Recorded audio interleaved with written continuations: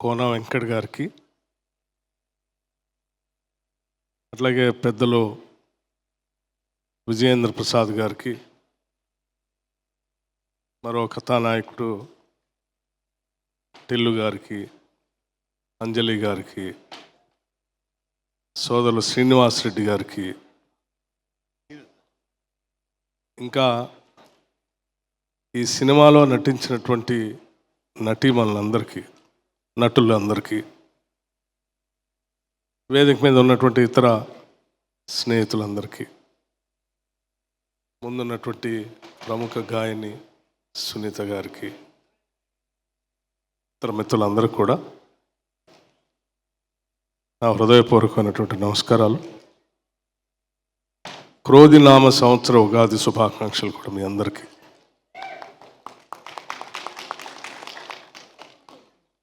ఈ ఉగాది ప్రపంచంలో ఉన్నటువంటి తెలుగు వాళ్ళందరికీ, ముఖ్యంగా తెలుగు పరిశ్రమకి మంచి విజయోత్సవాలు అందించాలని నేను మనస్ఫూర్తిగా కోరుకుంటున్నాను. మిత్రుడు కోన వెంకట్ గారు చాలా సంవత్సరాల నుంచి మాకు సన్నిహిత మిత్రులు. వారి కుటుంబానికి మాకు అవినాభావ సంబంధం అనేక దశాబ్దాలుగా, వ్యక్తిగతంగా రాజకీయంగా కూడా. కోన ప్రభాకర్ రావు గారు పెద్దలు, ఆ రోజుల్లో హోంశాఖ మార్చులుగా, గవర్నర్గా, కాంగ్రెస్ పార్టీలో అత్యంత ప్రముఖమైనటువంటి పాత్ర పోషించినటువంటి పెద్దలు, ఆ కుటుంబానికి సంబంధించిన కోన వెంకట్ గారు ఈ సినిమా ప్రీ రిలీజ్ సందర్భంగా తప్పనిసరిగా రావాలి మిత్రమా అని అడిగితే, సరే ఉగాది నా శాసనసభ నియోజకవర్గంలో ఉండటం అనేది ఆనవాయితీగా ఉన్నటువంటి కార్యక్రమం. నాకు కేవలం మిత్రుడి మీద ప్రేమతోనే అక్కడి నుంచి బయలుదేరి 5 గంటలు ప్రయాణం చేసి ఈ కార్యక్రమానికి వచ్చాను. ఈ సినిమా గీతాంజలి మళ్ళీ వచ్చింది, విజయవంతం కావాలని మనస్ఫూర్తిగా కోరుకుంటున్నాను. నేను సినిమా అనేది సామాన్యులకి, పేద మధ్యతరగతి కుటుంబాల వాళ్ళకి అందుబాటులో ఉన్నటువంటి ఒక మీడియా, వినోద మరో ప్రపంచంలో తెలిసిపోయేటువంటి మీడియా. ఇది కాల్పనిక ఊహకి అందకుండా ప్రేక్షకులను మరో ప్రపంచంలో తీసుకుని వెళ్ళి వాళ్ళకి అందుబాటులో లేనటువంటి అన్నిటిని కూడా కళ్ళ ముందు చూపిస్తూ తక్కువ ఖర్చుతో ఎక్కువ ఆనందాన్ని పంచివ్వగలిగినటువంటి, కోట్లాది మందికి పంచివ్వగలిగినటువంటి మాధ్యమం సినిమా ప్రపంచం. అటువంటి సినిమా ఇండస్ట్రీ హైదరాబాద్ నగరంలో, తెలంగాణ రాష్ట్రంలో బాగా అభివృద్ధి చెందాలని, తద్వారా లక్షల మందికి ఉపాధి అవకాశాలు దొరకాలని మనస్ఫూర్తిగా ఈ ప్రభుత్వం కోరుకుంటుంది. ఈ ప్రభుత్వ పరంగా సినిమా ఇండస్ట్రీకి కావాల్సిన, పెరగటానికి కావాల్సిన అన్ని సహాయ సహకారాలు అందించడానికి కూడా మా ప్రభుత్వం సిద్ధంగా ఉంది. అవసరం మీ అందరికీ నేను ప్రత్యేకంగా చెప్పవలసిన అవసరం కూడా లేదనుకుంటున్నాను, అయినా గుర్తు చేయదలుచుకున్నాను. హైదరాబాద్ నగరంలో సినిమా ఇండస్ట్రీ స్థిరపడటానికి కేవలం ఆనాటి కాంగ్రెస్ ప్రభుత్వాలే. ఇక్కడ స్టూడియోలు నిర్మించుకోవడానికి స్థలాలు ఇచ్చినా, లేకపోతే మీరందరూ నివాసం ఏర్పాటు చేసుకోవడానికి కావాల్సిన ఫిలింనగర్ స్థలాలు ఇచ్చిన, చిత్ర పరిశ్రమకు సంబంధించిన చిత్రపురి కాలనీని ఇచ్చిన, అనేక రకాలైనటువంటి రాయితీలు ఎప్పుడు ఇచ్చినా సినిమా ఇండస్ట్రీని ఎప్పుడు కూడా చాలా ఆత్మీయంగా దగ్గరగా చూసుకున్నటువంటి కాంగ్రెస్ పార్టీ, ఈసారి కూడా ఇప్పుడున్నటువంటి కాంగ్రెస్ ప్రభుత్వం కూడా అదే స్థాయిలో, అదే రీతిలో మిమ్మల్ని ప్రోత్సహించడానికి చాలా సిద్ధంగా ఉందని చెప్పడానికి నేను చాలా సంతోషిస్తూ ఉన్నాను కూడా. ఎందుకనంటే చాలామంది సామాన్యులకి వినోదం పంచడమే కాకుండా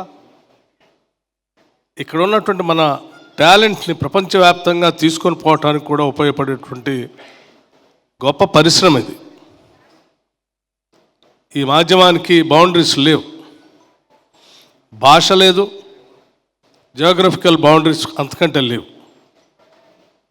మనం ఎవరికి తక్కువ కాదు అని చెప్పడానికి ఉపయోగపడేటువంటి అత్యంత అద్భుతమైనటువంటి పరిశ్రమ ఇది.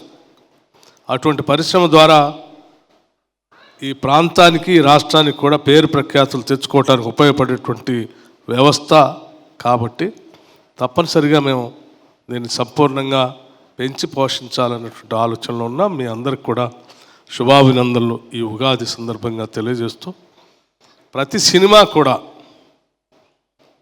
నవరసాలు ఉండేటట్టుగా ఉంటే ఇంకా చాలా బాగుంటుందని నేను అనుకుంటూ ఉన్నాను. సినిమాలు అంటే ఒకప్పుడు ఒక సామాజిక పరమైనటువంటి బాధ్యతతో కథానాయకుడిని సమాజాన్ని బాగు చేయటానికి, సమాజంలో ఉన్నటువంటి రుగ్మతలు తొలగించడానికి ఉపయోగపడేటట్టుగా కథానాయకుడి పాత్ర ఉండేది. ఆ పాత్ర చుట్టూ రకరకాలైనటువంటి పాత్రలు, నవరసాలతో కూడినటువంటి పాత్రలు అందులో మేళవించి తద్వారా ఈ సామాజిక పరివర్తన కూడా పెద్ద ఎత్తున ఉపయోగపడినటువంటి తెలుగు పరిశ్రమను మనం ఎప్పుడు కూడా మరిచిపోవద్దని కూడా ఈ సందర్భంగా నేను మిత్రులందరికీ గుర్తు చేస్తూ ఉన్నాను. ఒకనాటి కన్యాశుల్కం కానీ, రోజులు మారాలని కానీ, ఆనాడు అక్కినేని నాగేశ్వరరావు గారితో వచ్చినటువంటి మరో ప్రపంచం కానీ, బహుశా చాలామంది తెలిసి ఉండకపోవచ్చు మరో ప్రపంచం సినిమా. ఇవన్నీ విజయం సామాజికమైనటువంటి బాధ్యత ఉంటే దాంట్లో కమర్షియల్ యాంగిల్ ఉండదేమో అని భావించేటువంటి దానికి సమాధానం ఇటువంటి సినిమాల్లో చాలా స్పష్టంగా దొరుకుతుంది. అవి కూడా కమర్షియల్గా పెద్ద ఎత్తున విజయం సాధించాయి. సినిమా అనేది 100 రోజులు ఆడాలి. సినిమా అనేది 100 రోజులు పైబడి ప్రజల హృదయాల్లో నిలబడాలి. అలా నిలబడేటట్టుగా పెద్ద ఎత్తున ఈ తెలుగు సినీ పరిశ్రమ కేవలం తెలుగు ఇండస్ట్రీకే కాకుండా మిగతా ప్రాంతాల భాషలకు కూడా మన ఇండస్ట్రీ